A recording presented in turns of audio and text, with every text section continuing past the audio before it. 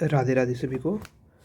अभी तक हम लोग जो सीरीज़ चला रहे हैं यूपीएससी सीएसई 2025 के सीसेट के प्रॉब्लम्स का, उसमें हम लोगों ने क्वेश्चन नंबर 28 तक डिस्कस कर लिया है। अब हम क्वेश्चन नंबर 29 डिस्कस करने जा रहे हैं। क्वेश्चन नंबर 9 को मैं रखूँगा मॉडरेट में, क्योंकि ये है तो डूएबल बट थोड़ा टाइम कंज्यूमिंग है, इसमें थोड़ा टाइम लगेगा, ठीक है, और थोड़ा अंडरस्टैंडिंग भी चाहिए रहेगा इसको सॉल्व करने के लिए। क्वेश्चन ये बोल रहा है क्या कि पी क्यू आर जो है वो 3 डिजिट नंबर है और पी पी टी बी है, ये भी एक 3 डिजिट नंबर है। ओके, पी एस जो है वो एक 2 डिजिट नंबर है, ठीक। और बोल रहा है जो पी है, क्यू है, आर है, एस है और टी है, ये डिस्टिंक्ट है। इसका मतलब कि सारे के सारे अलग अलग नंबर हैं और नॉन ज़ीरो डिजिट्स है। इसका मतलब है कि इसमें से कोई ज़ीरो नहीं है, मीन्स ये सारे के सारे 1 से लेकर के 9 तक ही होंगे। ओके, ठीक है। फिर बोला है कि एक इक्वेशन हमें दिया हुआ है कि P Q R minus P S करेंगे तो we will get P P T.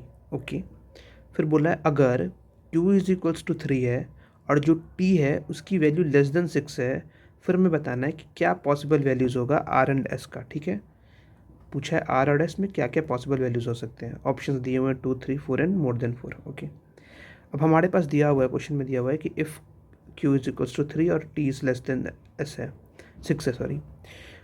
अब मैंने क्या किया, और ये हमारे पास इक्वेशन दिया हुआ था। अब देखो पी क्यू आर को हम लोग लिख सकते हैं 100p plus 10q plus are, ठीक है, क्योंकि अगर कोई भी नंबर अगर मैं आपको दूँ 123 को आप लिख सकते हो 100 प्लस 20 प्लस 3। अब ये 20 को आप लिख सकते हो 10 इंटू 2, ठीक है, और ये 3 और इसको भी आप लिख सकते हो 100 इंटू 1, सिंपल। तो वही मैंने लिखा हुआ 100p 10q plus R minus जो माइनस था 10p प्लस एस, ठीक है, which is equals to 100p plus 10p plus T. अब ये नंबर और ये नंबर सेम होगा तो उसको मैंने कैंसिल आउट कर दिया, ठीक है। अब हमारे पास क्या बचा, और हाँ, फिर मैंने क्या किया कि इसको एज इट इज़ लिखा ऊपर से।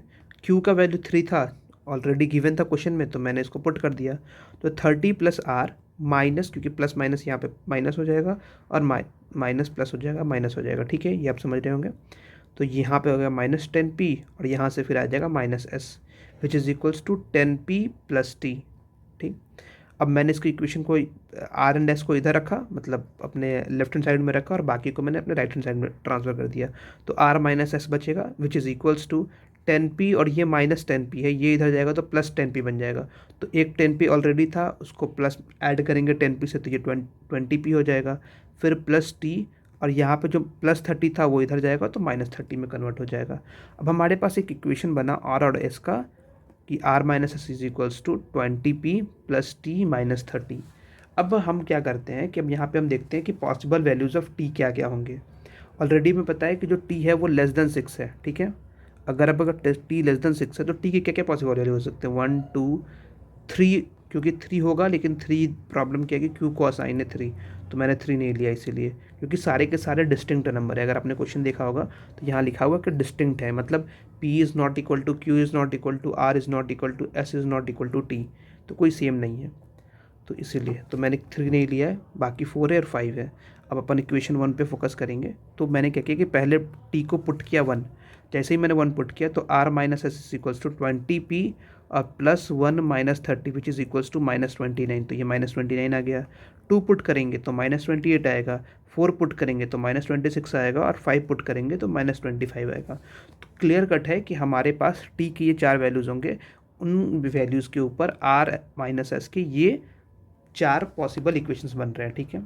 अब मैंने क्या किया कि अब सबसे पहले अपन निकालते हैं कि आर और एस का रेंज क्या होगा, मतलब आर और एस जो है वो कहाँ से कहाँ तक वैरी कर सकता है। तो कहाँ तक वैरी करेगा, तो वैरी करने के लिए मैंने आर का मैक्सिमम वैल्यू लिया और एस का मिनिमम वैल्यू।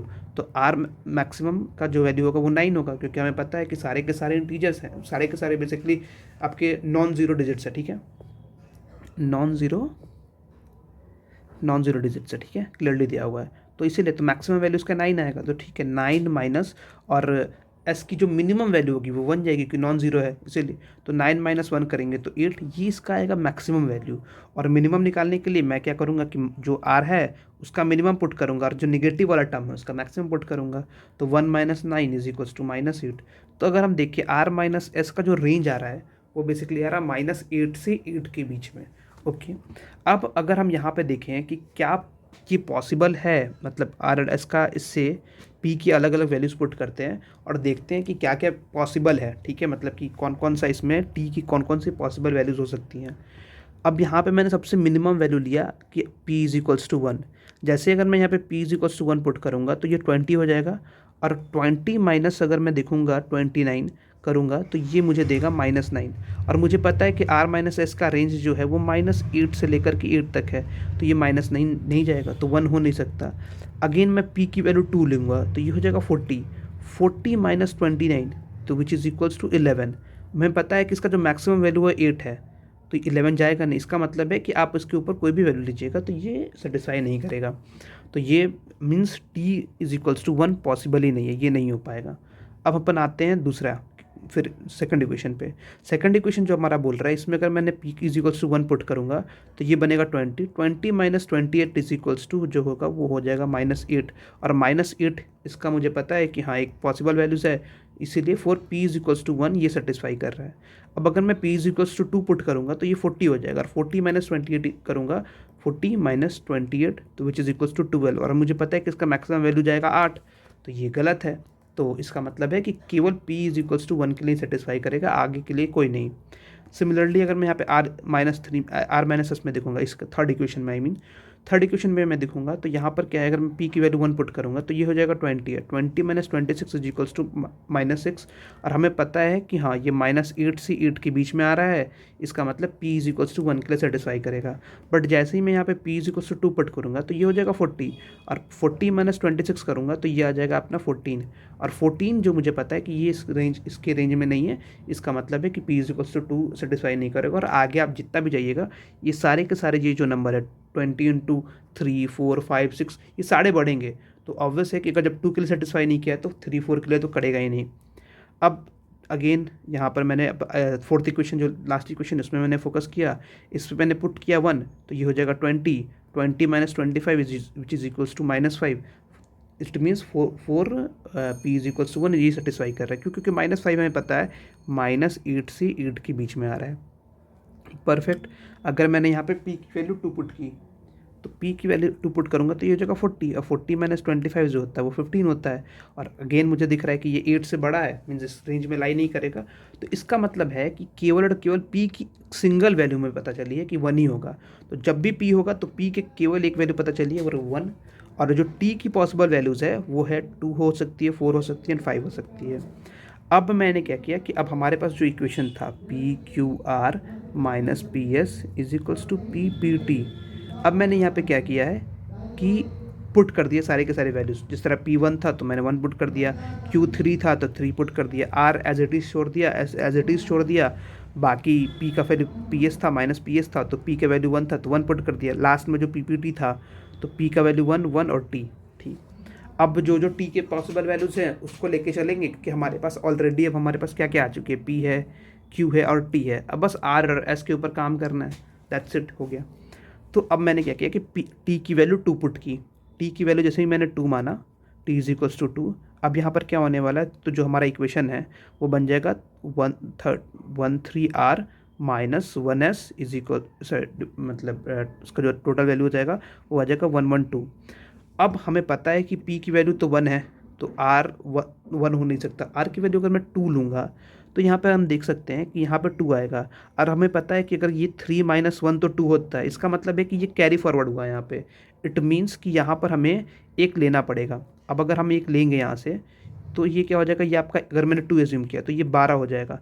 अब मुझे देखना है कि s की ऐसी क्या पॉसिबल वैल्यू हो सकती है जिसको मैं माइनस करूँ 12 से तो 2 है, और हमें पता है कि केवल और केवल 10 होगी, बट हमें पता है कि 10 is not a single digit number, तो एस पॉसिबल नहीं है, एस इज इक्वल्स टू 10, तो आर इज इक्वल्स टू 2 के लिए पॉसिबल नहीं है।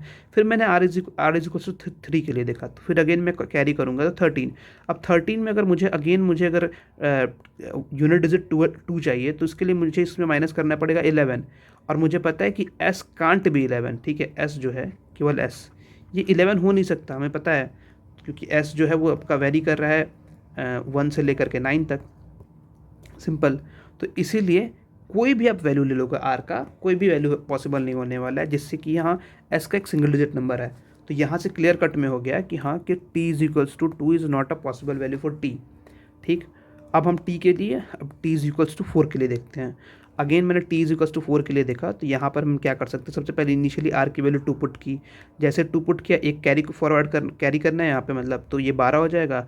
अब 12 में से ऐसा क्या नंबर मैं मतलब माइनस करूँ, सब्ट्रैक्ट करूँ, जिससे मुझे यहाँ पे 4 आए। तो ऑब्वियस है कि अगर मैं इसमें 8 माइनस करूँगा तो ये मुझे 4 दे देगा, और 8 जो है वो एक सिंगल डिजिट नंबर है, तो इसलिए ये ठीक है, एक इक्वेशन मिला। मीन्स आर और एस की एक जो पॉसिबल वैल्यू मिली है वो मुझे मिली है 2 और 8। ठीक है, आर इज इक्वल्स टू 3 के लिए वैसे तो देखना नहीं चाहिए था, बट मैंने वो गलती से देख लिया। बट अगर स्टिल अगर मान लीजिए अगर मैं आर इज इक्वल्स टू 3 के लिए भी देखूंगा, तो ये आपका हो जाएगा 13, और मैं अगर 13 में से क्या माइनस करूँ कि मुझे 4 दे दे, तो ऑब्वियसली 9। तो अब यहाँ पे 4, तो ये 9 एक सिंगल डिजिट नंबर है, बट ऑलरेडी जो क्यू है वो आपका 3 ले चुका है, तो ये होगा नहीं पॉसिबल। और हम यहाँ पे क्लियर दिख रहा है कि अगर मैं अब आर इज इक्वल्स टू 4 के लिए देखूंगा तो मुझे एस की वैल्यू 10 दिखेगी, और 10 पॉसिबल नहीं है क्योंकि S is a single digit number. तो यहाँ पे एक ही मतलब T for T is equals to 10 we are getting R is equals to S and S is equals to 8। ठीक है, sorry, R is equals to 2 and S is equals to 8, ये मुझे मिला। अब आता है for T is equals to 5 में। अब अगर मैंने टी इज इक्वल्स टू 5 मतलब टी के वैल्यू अगर मैंने 5 पुट किया, तो ये 13 R minus 1 S is equals to, ये बना इक्वेशन। अब अगेन मैंने यहाँ पे आर की वैल्यू 2 पुट की। आर की वैल्यू जैसे ही मैंने 2 पुट की तो मुझे एक कैरी फॉरवर्ड कैरी करके 12, और एस की वैल्यू अब क्या लें कि जिससे मुझे डिनोमिनेटर में, मतलब आपका, सॉरी डिनोमिनेटर का बोल रहा हूँ, आपका यूनिट डिजिट में 5 है। तो अगर मैं 12 में से अगर मैं 7 माइनस करूँगा तो ये मुझे 5 दे देगा। तो ये पॉसिबल है क्योंकि 7 is unit digit number, sorry single digit number. अब आर की वैल्यू 3 हो नहीं सकती क्योंकि already Q is equals to 3 है।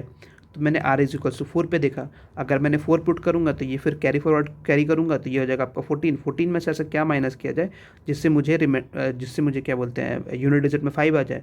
तो मैं 9 माइनस करूँगा, तो जिससे मैं 9 माइनस किया तो 5 आ जाएगा। इसका मतलब है कि ये भी सेटिस्फाई करे क्योंकि 9 जो है वो एक सिंगल डिजिट नंबर है, तो ये दोनों होंगे। सो आर और एस की जो पॉसिबल वैल्यूज़ निकली, क्योंकि टी की हमारे पास 3 ही पॉसिबल वैल्यूज़ थी, 2 था, 4 था एंड 5 था, जिसमें से 2 में से तो एक भी नहीं मिला, 4 में 1 मिला और 5 में 2 मिला। तो 2,8, 2,7 एंड 4,9 है। इट मीन्स कि जो आर की वैल्यू होगी, मतलब आर को एस की जो पॉसिबल वैल्यूज हो सकते हैं वो 3 होगा, और ऑप्शन से है हमारा B. So Bombay is the correct answer. Okay, so I hope आपको ये समझ में आया हो। स्टिल अगर आपको कोई प्रॉब्लम हो तो ज़रूर कमेंट में हम मेरे से पूछिएगा। आई विल ट्राई कि हाँ मैं और अच्छे से आपको समझा पाऊँ। Thank you.